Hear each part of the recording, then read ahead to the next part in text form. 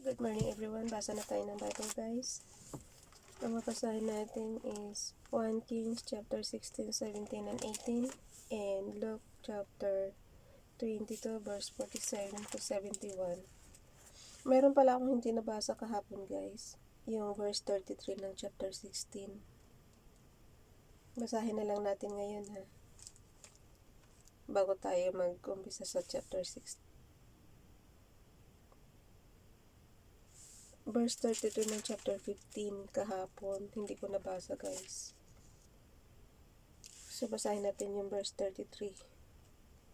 Sorry Baasha, king of Israel, in the 3rd year of Asa, king of Judah, Baasha, son of Ahijah, became king of all Israel in Tirzah, and he reigned 24 years. Verse 34. He did evil in the eyes of the Lord, walking in the ways of Jeroboam and in his sin, which he had caused Israel to commit. So, dyan dapat maghinto yung chapter 15 kahapon ng 1 Kings. Ayun guys, at least binasa ko sa inyo ngayon. So, dito na tayo.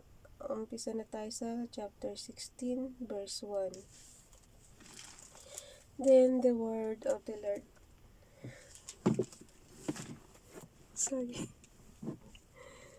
Then the word of the Lord came to Jehu, son of Hanani, son of Hanani, against Baasha.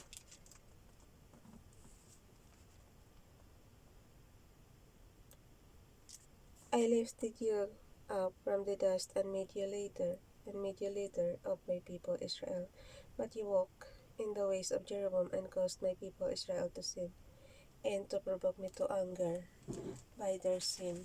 So I am about to consume Baasha and his house, and I will make your house like that of Jeroboam, son of Nebat.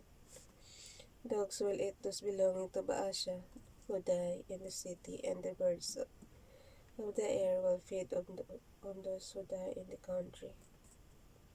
So verse 5. As for the other events of Baasha reign, magbasa rin kayo guys ha. Mali-mali na yung tingin ko.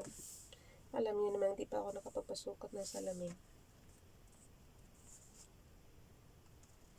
As for the other events of Baasha's reign, what he did and his achievements, are they not written in the book of the annals of the kings of Israel? Baasha rested with his fathers and was buried in Tirzah, and Elah, his son, has succeeded him as king. Verse 7. Moreover, the word of the Lord came through the prophet Jehu, son of Hanani, to Baasha and his house, because of all the evil he had done in the eyes of the Lord, provoking him to anger by the things he did, and becoming like the house of Jeroboam, and also because he destroyed it. Nalilito talaga ako kay Jeroboam tsaka Rehoboam na to. Magkapareho sa halos Elah, king of Israel. In the 26th year of Asa, king of Judah, Elah, son of Baasha, became king of Israel, and he reigned in Tirzah 2 years. Ayaw ko intindihin yan guys, kasi wala na naman tayo sa panahon nila. Tsaka, sarili nga nating history, di ko makabisado, ito pa kaya. Zimri, one of his officials who had command of half his chariots, plotted against him. Elah was in Tirzah at the time, getting drunk in the home of Arza, the man in charge of the palace of Tirzah. And Zimri came and struck him down and killed him in the 27th year of Asa, king of Judah.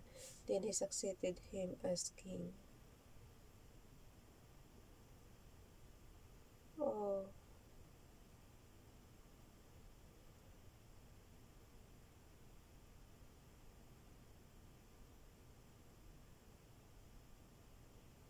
So, pinatay si Elah.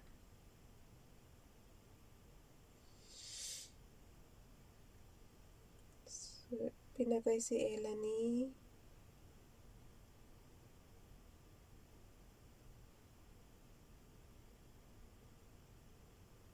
ni Zimri. Pinatay si Ela ni Zimri. He struck him down and killed him in the 27th year of Asa, king of Judah. Then he succeeded him as king. As soon as he began to reign and was seated on the throne, he killed of Asa's whole family. Aray ko. Ang gara guys, no? Parang napaka-simple lang sa kanilang pamatay. Tsaka yung gira-gira nung araw, parang napaka-simple lang sa kanila. Diba?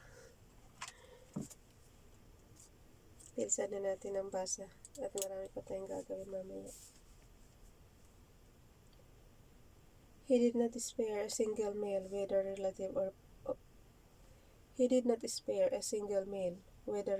or friend. So Zimri destroyed the whole family of Baasha, in accordance with the word of the Lord spoken against Baasha through the prophet Jehu. Because of all the sins Baasha and his son Ela had committed and had caused Israel to commit, so that they provoked the Lord, the God of Israel, to anger by their worthless idols. As for the other events of Ela reign and all he did, are they not written in the book of the annals of the kings of Israel? Zimri, king of Israel. In the 27th year of Asa, king of Judah, Zimri reigned in Tirzah 7 days. The army was encamped near Gibeton, a Palestine town. When the Israelites in the camp heard that Zimri had plotted against the king and murdered him, they proclaimed Omri, the commander of the army, king over Israel. Sabi ko sa inyo guys, importante dati ang sa military. Pag mataas ka sa army, magiging king ka. Parang si King David lang. King over Israel that very day there in the camp. Then Omri and all the Israelites with him withdrew from Gibeton and laid siege to Tirzah. When Zimri saw that the city was taken, he went into the citadel of the royal palace and set the palace on fire around him. So he died because of the sins he had committed, doing evil in the eyes of the Lord and walking in the ways of Jeroboam, and in the sin he had committed and had caused Israel to commit. As for the other events of Zimri, reign, and the rebellion he carried out, are they not written in the book of the annals of the kings of Israel? Parang gusto kong basahin tong the book of annals, guys. Meron kaya nitong available sana? Book of the annals of the kings of Israel. Omri, king of Israel. Verse 21. Then the people of Israel were split into two factions. Ahab supported Tishbe, son of Ginath, for king, and the other half supported Omri. But Omri's followers provoked stronger than those of Tibni, son of Ginath. So Tibni died, and Omri became king. In the 31st year of Asa, king of Judah, Omri became king of Israel, and he reigned 12 years. Ilang beses na kaya magpalit ang king ng Israel, no? In the 31st year of Asa, king of Judah, Omri became king of Israel, and he reigned 12 years. 12 years, 6 of them in Tirzah.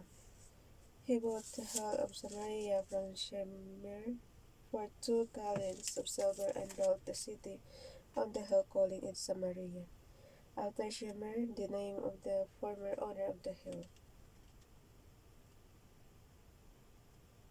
Samaria. Verse 25. Pagod. Inom muna.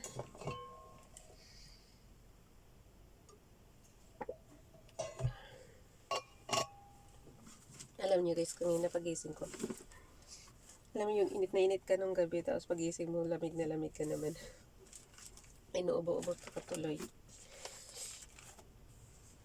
Siguro nakikipaglawan tayo sa lamig habang natutulog. So verse 25.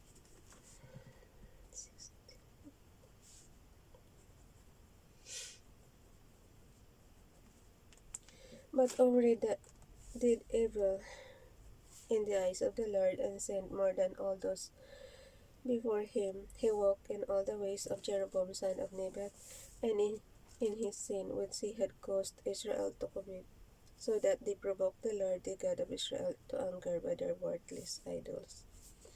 As for the other events of Omri reign, what he did, and the things he did, are they not written in the book of the annals of the king of Israel? Omri rested with his fathers, and was buried in Samaria, and Ahab his son succeeded him as king. Ahab became king of Israel. In the 38th year of Asa, king of Judah, Ahab son of Omri became king of Israel, and he reigned in Samaria over Israel 22 years. Ahab son of Omri did more evil and naduling na ako.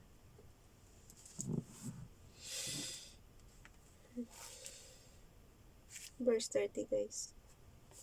Ahab son of Omri did more evil in the eyes of the Lord than any of those before him.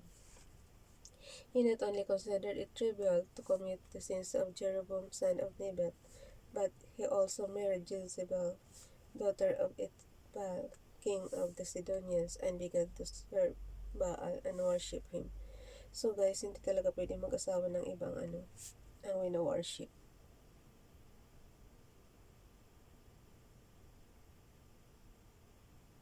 Kailangan magkapareho kayo.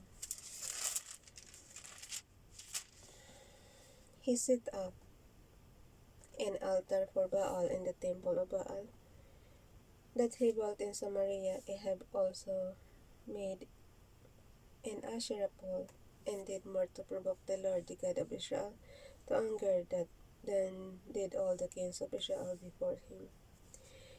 In Ahab's time, Hiel, H-I-E-L, of Bethel rebuilt Jericho. He laid its foundation at the cost of his firstborn son, Abiram, and he set up its gates at the cost of his youngest son, Zegob, in accordance with the word of the Lord spoken by Joshua son of Nun. Oh, malapit na kaya tayo matapos? Pang ilang months na ba natin magbabasa? Kasi parang nababanggit na dito si Joshua, oh.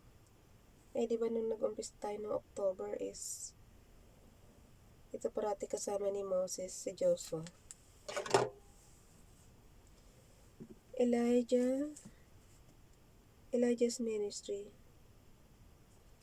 October, November, December, January, February, March, April, May. So, 7 months na nga natin, guys. 5 months more, tapos na natin ang Bible. Pero nung 7 months, wala tayong absent. Kaya nyo yun? Kaya nyo magbasa ng 7 months walang absent sa Bible, ah. Kasi para sa akin ito pinakamahirap basahin. Pag basahin niyo na ako ng pocket books, mas mabilis sa akin yun. Pero sa Bible hirap na hirap ako. Pero nakasurvive ako 7 months. Chapter 17. Elijah's ministry.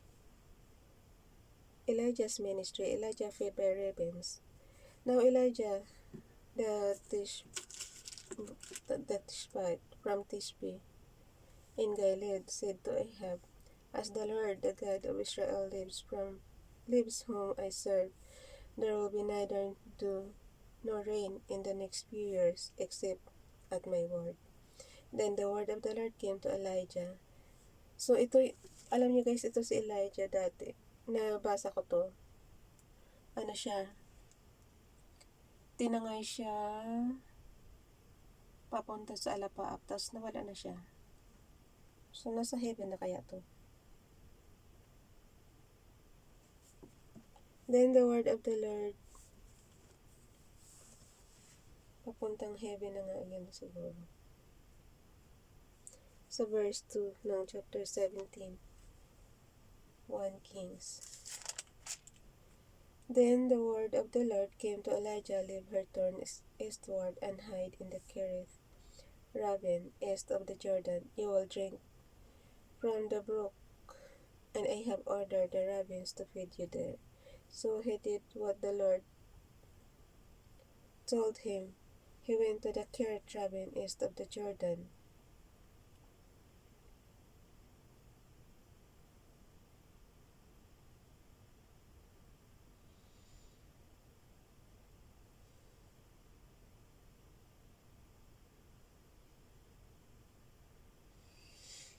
But ulit-ulit sa verse 5, guys. So he did what the Lord had told him. He went to the Kerith Ravine, east of the Jordan, and stayed there. The ravens brought him bread and meat in the morning, and bread and meat in the evening. Tingnan mo lang, guys, pinahirapan pa talaga pagsusulat. Bread and meat in the morning, dapat sinabi na lang, bread and meat in the morning and evening. Talagang inulit pa eh. Bread and meat in the morning and bread and meat in the evening. And he drank from the brook. Reaction lang yan eh. Tsaka suggestion. The widow at Zarephath. Sometime later the brook dried up because there had been no rain in the land. Then the word of the Lord came to him, go at once to Zarephath of Sidon and stay there. I have commanded a widow in that place to supply you with food. So he went to Zarephath. When he came to the town gate, a widow was there gathering sticks. He called to her and asked, would you bring me a little water in a jar, so I may have a drink? As she was going to get it, he called, and bring me please a piece of bread. As surely as the Lord your God lives, she replied, I don't have any bread, only a handful of flour in a jar and a little oil in a jug. I am gathering a few sticks to take home and make a meal for myself and my son, that we may eat it and die. We may eat it and die? Ano ibig sabihin nun? Yaan mo na yan. Huwag na natin intindihan yan.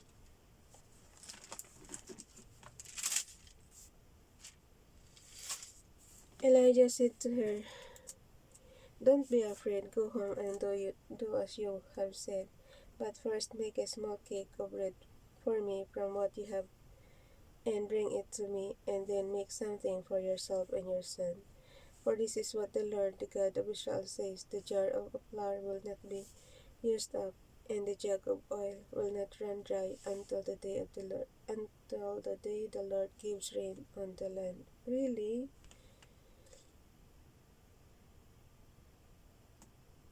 Galing naman. She went away and did as Elijah had told her. So there was food every day for Elijah and for a woman and her family. For the jar of flour was not used up, and the jug of oil did not run dry. Ang galing, no? In keeping with the word of the Lord spoken by Elijah. Sometime later, the son of a woman who owned the house became ill. He grew worse and worse and finally stopped breathing. She said to Elijah, what do you have against me, man of God? Did you come to remind me of my sin and kill my son? Give me your son, Elijah replied. He took him from her arms, carried him to the upper room where he was staying, and laid him on his bed. Then he cried out to the Lord, O Lord my God, have you brought tragedy also upon this widow I am staying with, by causing her son to die? Then he stretched himself out on the boy 3 times and cried to the Lord, O Lord my God, let this boy life return to him. The Lord heard Elijah's cry and boy's life returned to him. So, kita mo guys, gumaling yung bata. Oh. Nasa prayer talaga. Kaya lahat kayong may sakit dyan, prayers lang po.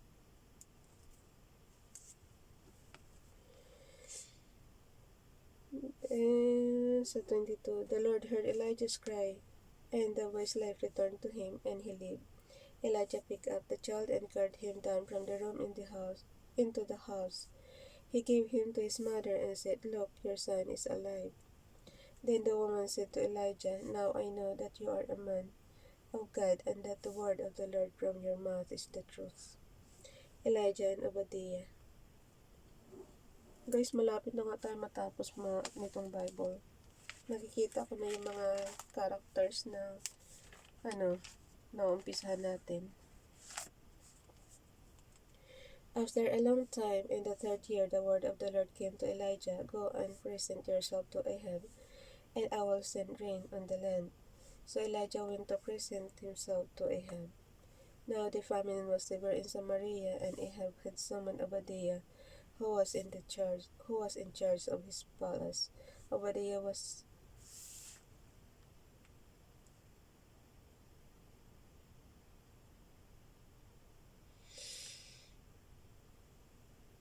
in charge pala sa Obadiah sa palace. Who was in charge of his palace? Obadiah was a devout believer in the Lord, while Jezebel was killing of the Lord prophets. Obadiah had taken 100 prophets and hidden them into caves, 50 in each, and had supplied them with food and water. Galing. Ahab had said to Obadiah, "Go through the land to all the springs and valleys. Maybe we can find some grass to keep the horses and mules alive, so we will not have to kill any of our animals." So they divided the land. They were to cover Ahab going in one direction and Obadiah in another. As Obadiah was walking along, Elijah met him. Obadiah recognized him, bowed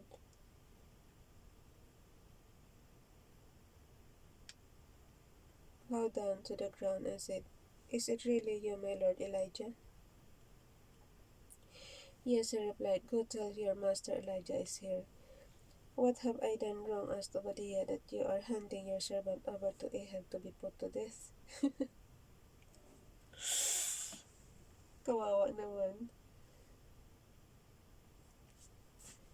"As surely as the Lord your God lives, there is not a nation or kingdom where my master has not sent someone to look for you. And whenever a nation or kingdom claimed you were not there, he made them swear that they could not find you. But now you tell me to go to my master and say Elijah is here. I don't know where the Spirit of the Lord may carry you when I leave you. If I go and tell Ahab and he doesn't find you, he will kill me. Yet your servant have worshipped the Lord since my youth. Haven't you heard, my Lord, what I did while Jezebel was killing the prophets of the Lord? I hid 100 of Lord's prophets into caves, 50 in each, and supplied them with food and water. And now you tell me to go to my master and say Elijah is here, who will kill me." Elijah said, "As the Lord Almighty lives, whom I serve, I will surely present myself to Ahab today." Elijah on Mount Carmel. So Obadiah went to meet Ahab and told him, and Ahab went to meet Elijah. When he saw Elijah, he said to him, Is that you, you troubler of Israel?" I have not made for Israel. I have not made trouble for Israel," Elijah replied. "But you and your father's family have. You have abandoned the Lord's commands and have followed the Baals. Now summon the people from all over Israel to meet me on Mount Carmel, and bring the 450 prophets of Baal and the 400 prophets of Asherah who eat at the Jezebel's table." So Ahab sent word throughout all Israel and assembled the prophets on Mount Carmel. Elijah went before the people, and he said, "How long will you waver between two opinions? If the Lord is God, follow him, but if Baal is God, follow him." Hala? So, sino na lang ang totoong God dito? But the people said nothing. Then Elijah said to them, "I am the only one of the Lord's prophets left. But Baal has..." Excuse me.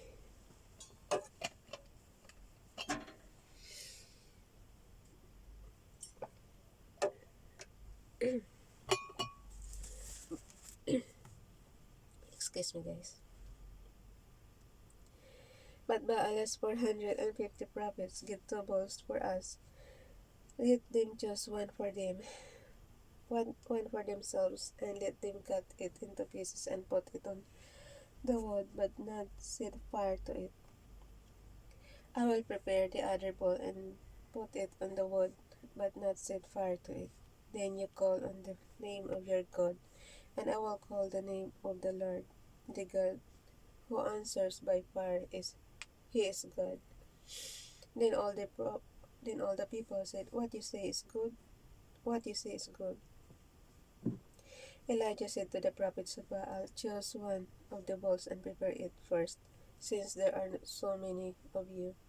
Call on the name of your God, but do not light the fire." So they took the bowl given them and prepared it. Then they called the name of Baal from morning till noon. "O Baal, answer us."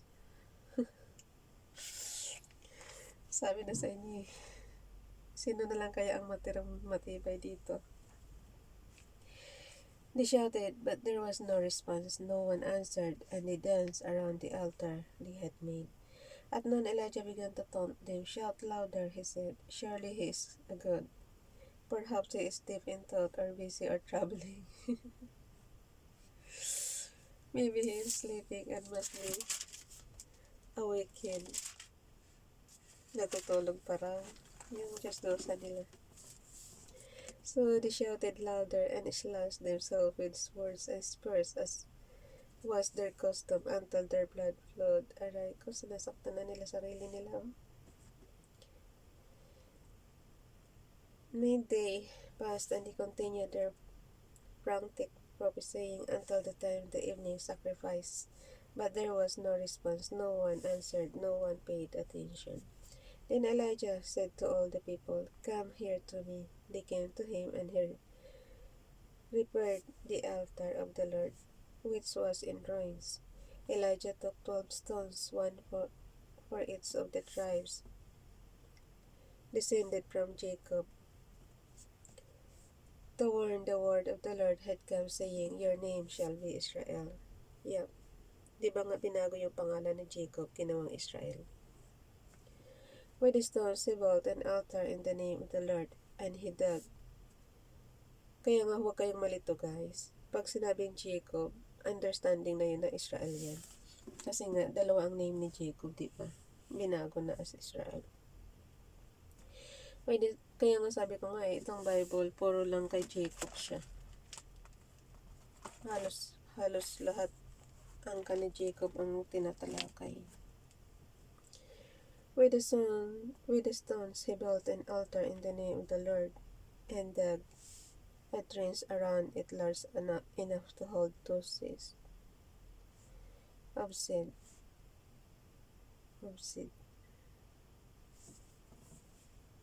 Anong seahs? S-A-H-S. Mamaya na. Tinatamad pa ako mag-google. He arranged the word God to ball into pieces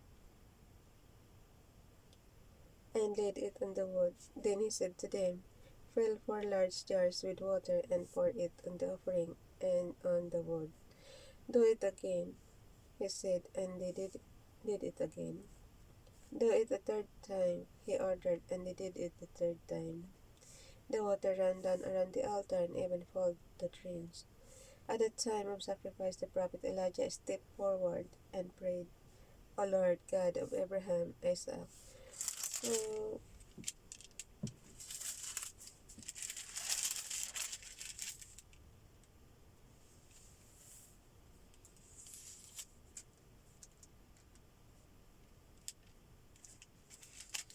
ang gagawin natin description mamaya guys, itong umpisa ni Elijah sa chapter 17.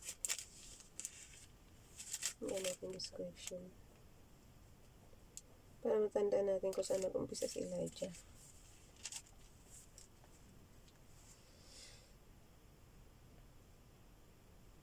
Saan na tayo? Sa verse 36. At the time of sacrifice, the prophet Elijah stepped forward and prayed, "O Lord, God of Abraham, Isaac, and Israel, let it be known today that you are God in Israel, and that I am your servant and have done all these things at your command. Answer me, O Lord, answer me, so this people will know that you, O Lord, are God, and that you are turning their hearts back again. Dagdag ko lang guys, yung prayer din natin, sarili nating prayer. Nawa, Father God, gumaling na po ang mga sakit na COVID-19. Pagalingin niyo na po lahat ng may sakit. And nawa, kapayapaan na at wala ng galit-galit. Stop niyo na po yung galit sa mga puso namin. And magkaroon na po ng peace. Magkaroon po na ng kapayapaan. Amen. Then the fire of the Lord fell and burned up the sacrifice, the wood. Then the fire of the Lord fell and burned. So verse 38 guys. Then the fire of the Lord fell and burned up the sacrifice, the wood, the stones, and the soil, and also licked up the water in the trench. When all the people saw this, they fell prostrate and cried, "The Lord, He is God. The Lord, He is good."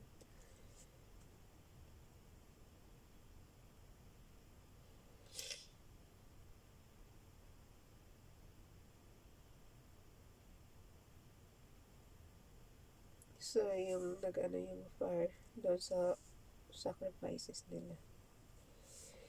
When all the people saw this, they fell prostrate and cried, "The Lord, He is God. The Lord, He is God."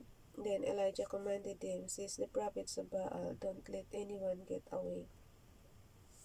This is them, and Elijah had them brought down to the Kishon valley and slaughtered there.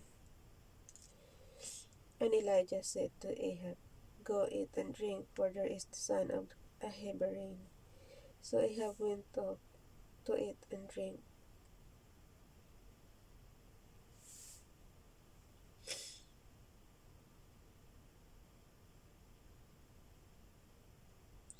But Elijah climbed to the top of Carmel, bent down to the ground, and put his face between his knees.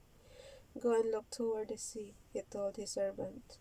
And he went up and looked. "There is nothing there," he said. 7 times Elijah said, "Go back." The 7th time, the servant reported, excuse me, yung tiyan ko. Kumulo na naman. Malapit na tayong huminto, guys. Ang haba kasi nitong Kings na to. 3 chapter binabasa natin ngayon dito sa Kings. The 7th time, the servant, nakalagay ito sa 43. "Go and look toward the sea," he told his servant, and he went up and looked. "There is nothing there," he said. 7 times Elijah said, "Go back." The 7th time the servant reported, "A cloud as small as a man's hand is rising from the sea." Oh. The 7th time the servant reported, "A cloud as small as a man's hand is rising from the sea." So Elijah said, "Go and tell Ahab, hitch up your chariot and go down before the rain stops you." Meanwhile, the sky grew black with clouds, the wind rose, a heavy rain came on, and Ahab rode off to Jezreel. The power of the Lord came upon Elijah, and tucking his cloak into his belt, he ran ahead of Ahab all the way to Jezreel. So hanggang dyan lang guys. Bigyan ko ng tanda to para mamaya yung description ba natin ba.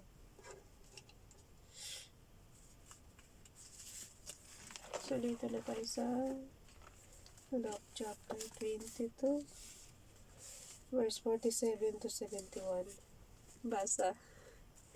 Jesus is betrayed and arrested. Nabasa na rin natin to sa Matthew. Sabi ko sa inyo, pabalik-balik lang sila eh. Kaya tuloy kumapal ng ganito yung Bible kasi pabalik-balik yung story ni Jesus. While he was still speaking, a crowd came up, and the man who was called Judas, one of the 12, was leading them. He approached Jesus to kiss him, but Jesus asked him, "Judas, are you betraying the Son of Man with a kiss?" When Jesus' followers saw what was going to happen, they said, "Lord, should we strike with our swords?" And one of them struck the servant of the high priest, cutting off his right ear. But Jesus answered, "No more of this." And he touched the man's ear, and and healed him. Then Jesus said to the chief priests, the officers of the temple guard, and the elders who had come for him, am I leading a rebellion that you have come with swords and clubs? Every day I was with you in the temple courts, and you did not lay a hand on me. But this is your hour when darkness reigns. Peter denies knowing Jesus.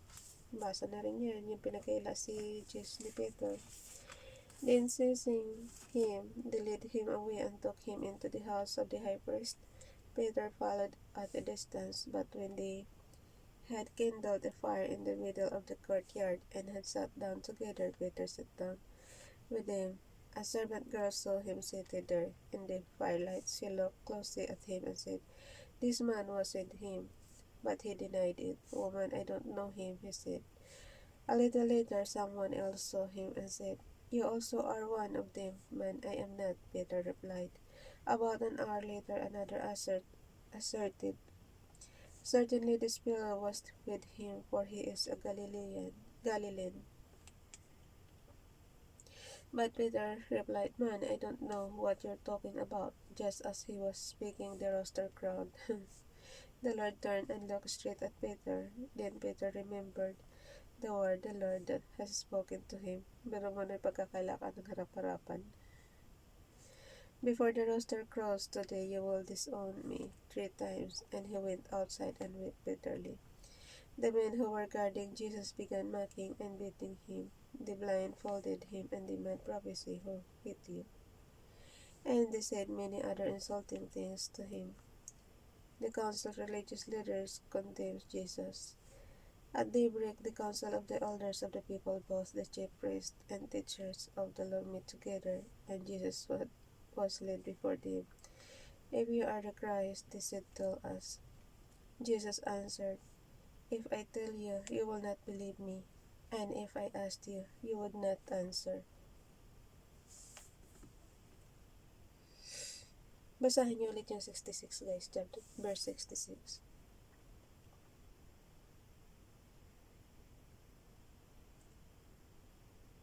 At daybreak, the council of the elders of people, both the chief priests and teachers of the law, met together, and Jesus was led before them. "If you are the Christ," they said, "tell us." Jesus answered, "If I tell you, you will not believe me, and if I asked you, you would not answer. But from now on, the Son of Man will be seated at the right hand of the mighty God." So, ibig sabihin guys, mayroong Father God. Kasi nasa right hand si Jesus. They all asked, "Are you the Son of God?" He replied, "You are right in saying I am." Then they said, "Why do we need any more testimony? We have heard it from his own lips." So yun guys. Bye everyone. God bless.